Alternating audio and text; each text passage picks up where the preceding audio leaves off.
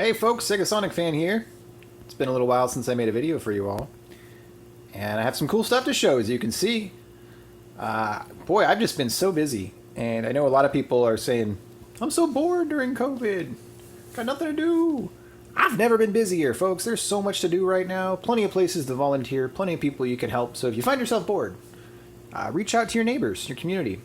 I've also been busy making virtual ribbon kits for people. As you can see down here, I've got some more to ship out. And these have been repairing hundreds of Virtual Boy units around the world. Yes, the world. I've been sending them to Australia, United Kingdom, all over the US, of course, some to South America. They've been going all over the place, Canada, Japan, and it's been really great seeing the support and the excitement people have had to get their Virtual Boys permanently fixed. Woo! So that's been really cool. There's a good side and a downside to that. The good side is I got a little bit of money to buy Virtual Boy stuff. Ta-da! So if you bought one of these from me, this is where your money is partly going. I mean, most of it's going to, you know, research and development for new PCBs and other things like that. But some of it is going towards this stuff too. And so I thought I'd make a cool video about how I'm getting into Nintendo. Who am I? What's going on? I don't know. I'm now becoming a Nintendo fan of sorts. And what else can I say? Yeah, just thanks for everyone being so nice and so cool. And it's kind of why I keep doing it. It's a lot of fun meeting folks and around the world and just kind of seeing the passion people have for retro video games. So that's the good side. The downside is, pretty sure I'm partly responsible for the increase in prices in the used market for Virtual Boys. Now that there's a solution to repair them, of course, the broken units are not going for anywhere near as cheap as they used to. And that is crappy. I wish I had, I don't know, bought some more or something earlier. But it's okay. I'm not like a, you know, stock market flipper kind of person anyway. I just wanted to get some nice units for myself, which I did, as you can see. I really lucked out. I got this for about half price what it usually sells for through sort of a sweet deal as this. I got both of these at insane deals. So really happy about that. That little cool ad in the back I got for $15 off of Mercari. Somebody was like selling these custom little, it's pulled from a magazine and then they put it in a frame. And I was like, that's so cool. It looks awesome. So yeah, I definitely had to get that. And then that over there is an N64 that my friend gave me, which he found from someone selling outside, like on a sidewalk sale. And it came with the carry case, the N64 embroidered carry case. One of the reasons I'm making this video is to show off my love for carry cases. I'm kind of a weirdo in that I just place too much value on carry cases compared to a lot of folks. It's just like a thing to hold your game system. I think it's because I don't actually get to play video games as much as I'd like nowadays. I'm like extremely busy. And so it's nice to just look at. And I don't have like nice shelves to display things on. So for me, the carry case is like the closest thing I have to a sort of display case. And they kind of look cool. And should I be going to like a friend's house or something to play games, it's, you know, travel in style, right? So the thing I wanted to show off, the two things I want to show off, one, of course, is this really cool box Japanese Virtual Boy. And the second is what is probably, I think, the only Virtual Boy carry case ever brought to market. Ever made, like, sort of by a company. This is the Performance Virtual Boy carry case. The thing is so weird. I didn't even know it existed until recently. And when I saw it, I was like, I must have, because I love carry cases. So, yeah, I guess I'll dive into the carry case part of it first, since it's right in front of me. And this one's a little banged up. I think these get pretty pricey. Mine's actually got these tears here, which is a bummer. I gotta try to fix those through some very careful sewing. But this material, this kind of, I forget what kind of material this is. You kind of find this in like 90s sort of windbreaker jackets and stuff. And it's a really cheap material. So once it tears, it loses a lot of its sort of structural integrity. So even once I sew that, I don't know, we'll see. But this is more for show anyway. I mean, it's not like I'm going to be lugging this, you know, up the Himalayas or something. But I just want to show you how cool it is. It's a really nice carry case, and the zipper works and all, so that's cool. And so, yeah, I guess I could, for full effect, let me zip it up. And, or for those that don't like my videos, zip it! But yeah, so it's all zipped up like this, like so. And who knows if I'm actually like storing this in the proper way or whatever, but I think it looks fine. You'll see. You kind of sandwich. It's kind of all like a giant sandwich of stuff, which I think is really funny. So it's the padding inside is really nice. So even though this material on the outside is kind of that cheap windbreaker jacket kind of material, the stuff in here is quite nice. And it's really similar to like a DSLR camera bag in some ways. Like it has this kind of foam insulated padding. And then of course here is your head unit with the eyepiece. And I do believe it's meant to just have you with the eyepiece attached given the width of the bag. So here's the unit that it came with. That's all gravy. And then the cool part is you get like another one of these little foam things, and that's why it's all kind of sandwiched in. So then under the second one, you have your controller. I should actually take out my this little display, or not display, but this little manual thing, because that'll get messed up over time. If it already isn't. This actually came with a manual that was really messed up. It's actually under some books right now, flattening out, so I'm not going to show the manual on camera, but I do have a US manual, and I guess this probably came with one of the games, maybe? Consumer Information and Precautions Booklet, even though the system manual has a bunch of precautions too. But yeah, so that's that. And then you can see I have two controllers in here because I have another unit that is being repaired. And you got your little stand, which folds up nicely in the bottom. And then you can also have your battery pack, which I have over here, or your virtual tap. I wish there were like kind of individual slots for the controller and the battery pack and all that, because they are going to kind of like just, you know, rub up against each other. So if I do take this traveling, I'm probably going to put some bubble wrap in here, some extra foam or some bubble wrap to kind of protect things a little better. But at least for right now, sitting in my living room, it's not a big deal. What is cool too, though, is these actually Velcro out, so you can kind of customize this how you want, because the whole thing kind of comes out. So I think that's pretty cool. It's definitely, what's cool about this is it's definitely for the Virtual Boy. Like, you won't look at this and be like, well, it's kind of a camera bag. You'll see in a minute. It's definitely for the Virtual Boy, and that, of course, is what makes it kind of collecty and cool. It's not just a camera DSLR bag with red and black trim, you know. And I'll show you even more why that's the case when you open this pouch. So when you open this pouch, you have all of the nice little pockets for your Virtual Boy games.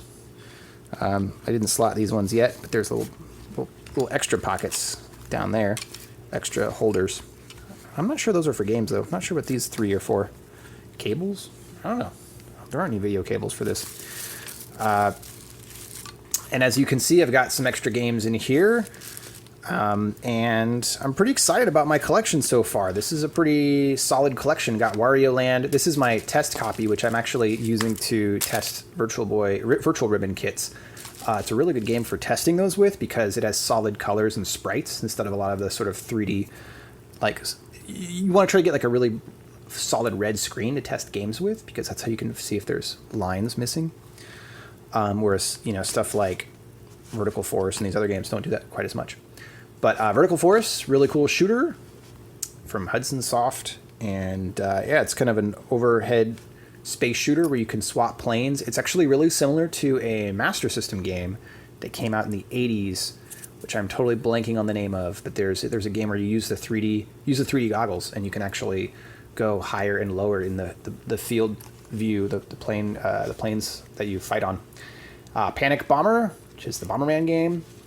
Mario Tennis, which everyone has. This game's not that good. But Tellero Boxer, which is quite good. And Mario Clash, which I've actually find surprisingly enjoyable. And really good music, actually. And then, of course, Red Alarm, which I have Japanese and US copies of.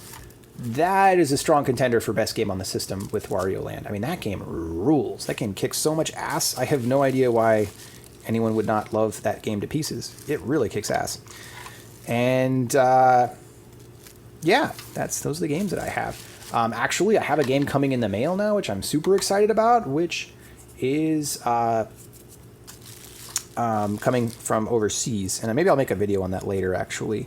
But it is Jack Bros. Yeah, very excited about getting that one. That's like the gem of the system. That and that bouncer game, which looks really cool.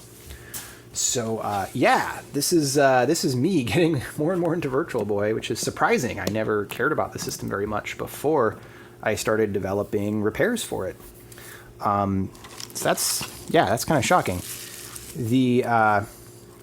But it's such a fun little system, and you know, call me crazy, but I actually kind of like the fact that it gives you headaches because I can't play games that long anyway. And so the fact that it gives me warnings or like a slight headache is actually strangely advantageous to my busy lifestyle. So I'm like, I gotta stop playing this now. I'm getting slightly nauseous. Kind of cracks me up. But yeah, very cool. So that's the first thing. Obviously with my Nintendo, I'm not gonna pull that out. You know what an N64 looks like. But I do have Sin and Punishment. Oh yeah! Which is the best game on the system by far, in my opinion. In fact, I love Sin and Punishment so much, I really just want to solder it inside the system and have it just be a dedicated S&P N64. That game is the reason to own an N64. It's out of this world good. Here's the poster sort of flyer thing close up, which just looks darn cool.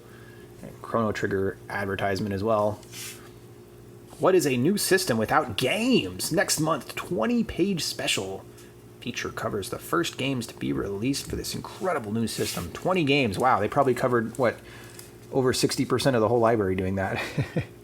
A lot of unreleased stuff, though, that is coming to light more and seems quite promising. So I'm excited about that. And then, of course, we have the Virtual Ribbon kit that I sell, which is a repair kit that you can buy. This is the self-install version, but I also do installations for people. And if you've seen my YouTube videos, you already know about that. So just thought I'd show those since it's Virtual Boy related, and I'm going through my Virtual Boy collection right now. And then, of course, we have the boxed Japanese system. Bada bing, bada boom, boom, boom, boom. This was super exciting to get, and I gotta say, I was blown away at how big the friggin' box is. It looks so cool. Like, if you look at auction pictures and stuff, I thought it was like 30% smaller at least. But it's actually enormous and complements my couch nicely and just looks darn cool. Way cooler than the American one, but don't tell anybody I said that. It's all slick, red and black. It's kind of got that cool understated aesthetic. And yeah, here on the back you got your pretty basic graphic explaining it, but it still looks cool. Made in Japan, printed in Japan. I wish there was more of that these days. Stuff in Japan was made in Japan was real good back in the 80s and 90s. And here's one side. Here's the bottom, which looks more or less the same as the top. And the other side.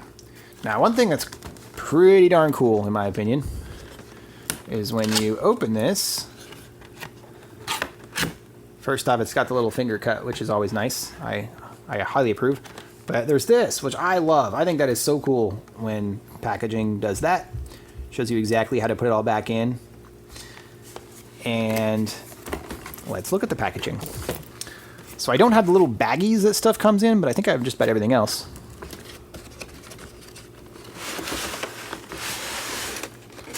Ba-da-bum, ba-da-bum, ba-bum.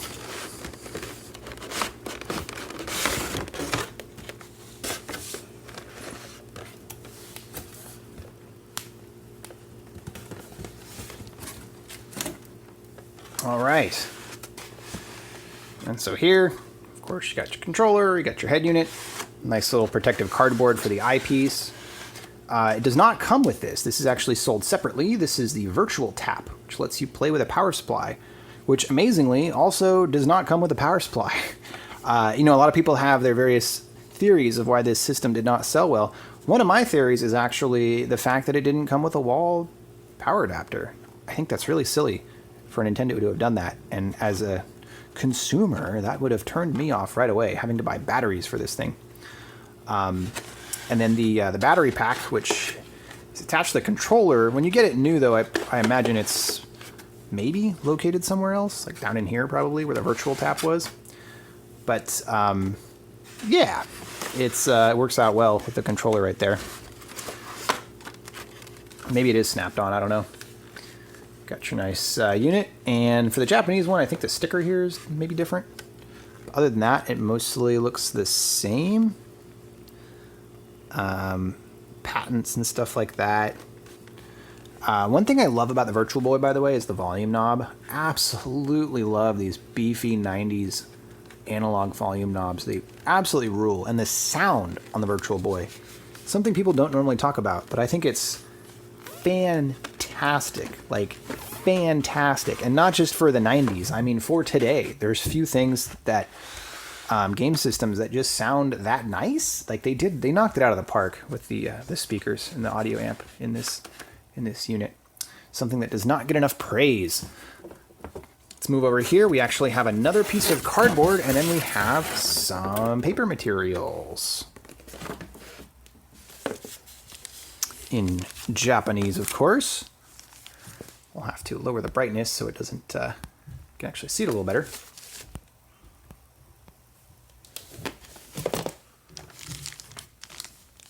But yeah, this all looks pretty new, which is cool. Got a little warranty card and stuff. Got an advertisement for an adjustable stand that I don't think was ever released. Poor Virtual Boy. Looks pretty cool, though. I wish it was released. And then, of course, the AC adapter tap, which, of course, the minute you bought this thing for like $200 or whatever it was, and you're like, huh, I need to buy another thing to make it plug into the wall, and then I need another thing to give it power? What? I would not have been very happy. But look at that. That's so cool. It's so 90s. The office chair with the wheels. This person looks... So one of the things that people have said about the Virtual Boy 2 for its theorizing for its non-commercial success was the fact that it's so antisocial. It's kind of a fairly antisocial system. I think this sums it up pretty well. Looks pretty antisocial to me. But hey, you don't always have to socialize playing games. You probably just don't look as cool as you think you do playing one. That's all. I love it when they make little manga drawings, by the way, for stuff for the manual. So yeah, warning, don't violently throw your game system on the floor. Who'd have thought? Don't play near the edge of a table is probably what that is. But if you play on a large table in an ergonomic office chair, you're A-okay. There's nothing really ergonomic about this game system. In fact, he's hunched over. But that's okay. Like I said, it's the perfect game system if you want to play for short periods. And what else have we got? Put your dust cover on the cartridge when you're not using it. Uh-oh, guys. I think I violated this one. Don't use screwdrivers and pliers and take apart your... Look at the poor Virtual Boy suffering. Look. It does not look like the face of a Virtual Boy being repaired with a happy new life with a virtual ribbon. If my Virtual Boy looked like that, I never would have developed a virtual ribbon. Poor guy. Looks so unhappy. I love it's always warning. Warning! Like, you know, large mothership approaching. And we got caution and warning, and that was another thing people say that was a big possible part of the Virtual Boy's demise was the warning labels all over everything. Parents not wanting to risk their child's health for a game console. Now, of course, these are not real parents. All real parents know that physical and mental health does not matter as long as you have access to video games. JK. But, you know what I'm saying, guys. You guys and gals out there, you know.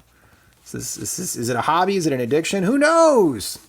But we have our hand-drawn, this is super cool, on and off kind of highlights thing. Of course, we got where to plug it in. Don't carry it around by the stand. I bet you a lot of people did this. These are always cracked, little hubs on the original stands. Mine isn't, fortunately. I bet you a lot of people did that, though. Honestly, too, it should have been made more durable to withstand being carried around on its own stand. Don't become a zombie and then play your Virtual Boy, right? That's what that is, right? Looks like the person's like becoming liquid matter. But of course, I'm sure what they mean is like, don't come out of the shower. Don't put a screwdriver in the mouth of your Virtual Boy? Or does that mean the cart slot? That's not where the cart slot's located, though. Is it? Maybe it is. This is a very strange drawing. But very cool. Don't give a thumbs up to your Virtual Boy while it's winking at you. Is that what that is? No, actually it's don't push in the lens is probably what it is, but what is this? I mean, I can read a little bit of katakana, but it's pretty pathetic.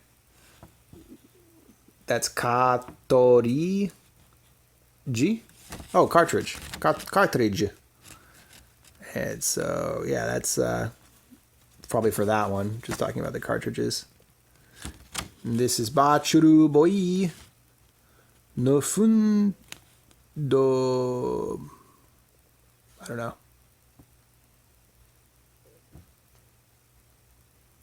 My Japanese is not so good. If I looked it up and kind of worked really hard, I might be able to figure out what some of this is saying. Cool thing about katakana is you don't actually have to translate it once you know the pronunciation of the characters. But konto koro kon this is konto kora controller controller. So yeah, on and off for the controller. Woohoo! There's my amazing Japanese skills. Something you can figure out by looking very easily at the picture. But anyway, cool nonetheless. And then, of course, over here we've got more of these cute little drawings. This one, of course, is when you got to call Burning Rangers because your house is on fire and the Virtual Boy can't help you. But Burning Rangers, go! And your Virtual Boy does not like sunlight. Neither do I, so we have that in common. Hide from the sun, little Virtual Boy. You know, it's really funny because when you see the American advertisements and the Virtual Boy is like attacking people, this is the exact opposite. Like, this is about how delicate and fragile your little Virtual Boy is. This is don't take up a smoking habit if you're a Virtual Boy. Make sure to not listen to Joe Camel. That's pretty hilarious. Yeah, here you are again. This is after decades of smoking.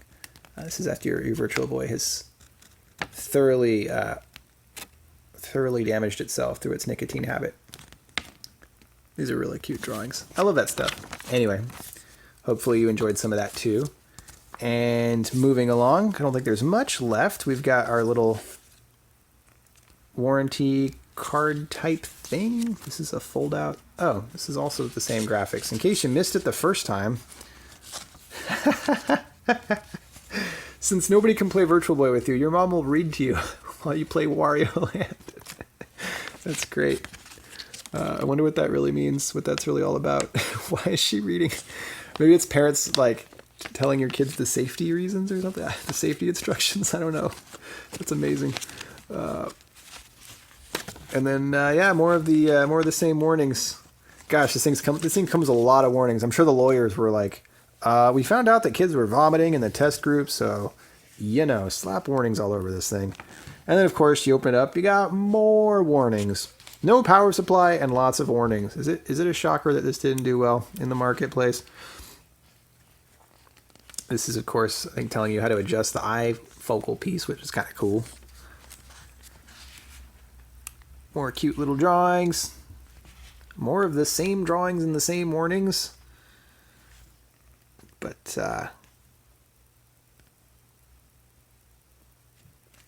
by the way, more of my Japanese skills. This is ki, ya. That's the G sound, which makes it kind of a double hold of the first consonant, and that's pu. So that's kiapu, cap. It's the cartridge cap. Wow, isn't that amazing? Never heard more amazing Japanese skills from anyone before, right? I like that. That's like almost full color. Kind of a cool shot, too. Got that fading red in the background. Very cool. Don't forget your 6 AA's. All you Game Gear haters out there, your Virtual Boy took 6 AA's too. Probably lasted about the same on battery life. Have to double check the watt rating. But long live the Game Gear. That's a cool, look at that. I love drawings like that. Kind of almost a mechanical design type drawing. Explaining all your controls and everything. I love that this is before, photo print stuff was really affordable. All that stuff had to be hand drawn in the 90s and 80s. So cool. It's so cool though. It has a very vintage aesthetic nowadays. And I always think about like the person whose job it was to do that. Like you're the person the company hires to make mechanical drawings because, you know, Photoshop can't really do that so well yet. It's kind of cool. It's like stenographers or something. It's a relic of the past. And this is, of course, telling you how to clip in the stand, which is surprisingly not as straightforward as you might think. It works quite well, though. More little drawings. These are cool.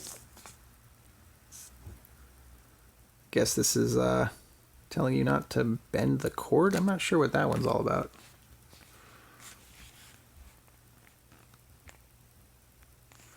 This is controller plug. Yep, controller plug. And of course, this is telling you how to open and use the battery pack. How to put the double A's in. Oh, skip the page. How to put the cartridge in, how to turn it on. This is becoming a very thorough video. I hope this isn't too boring for you folks out there. But, you know, how often do you get to look at a manual for a Japanese Virtual Boy? Probably not too often. Figure I might as well. For posterity. Record all this. Got more warnings. Wow. Look at that. Like, huge page of warnings and caution. A lot of those. This is cool. It tells you how to adjust the IPD so you can make sure the image is in focus the correct way. It's probably a lot for a kid to take in for a game system. It's probably also part of it. Look at that cute kid. I'm going to play Virtual Boy today. And then how to center it on your head and stuff, I guess. Or how the eyepiece works. Not sure.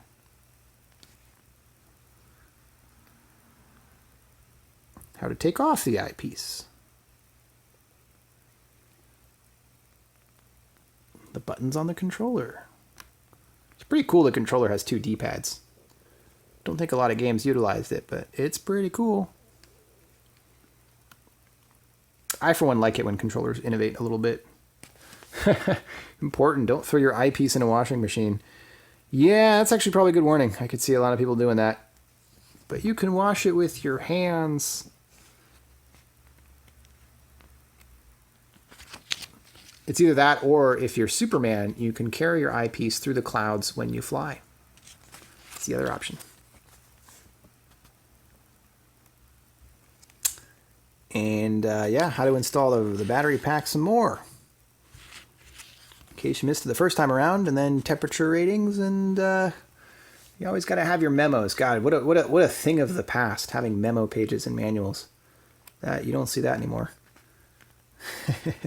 Oh, so here's your Virtual Boy with a smoking habit explained. It's actually chilling next to your furnace, your very old school, early turn of the century, like 1910 furnace.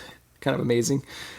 I love it though. I love old drawings like that because you know what they're talking about or what they're referencing.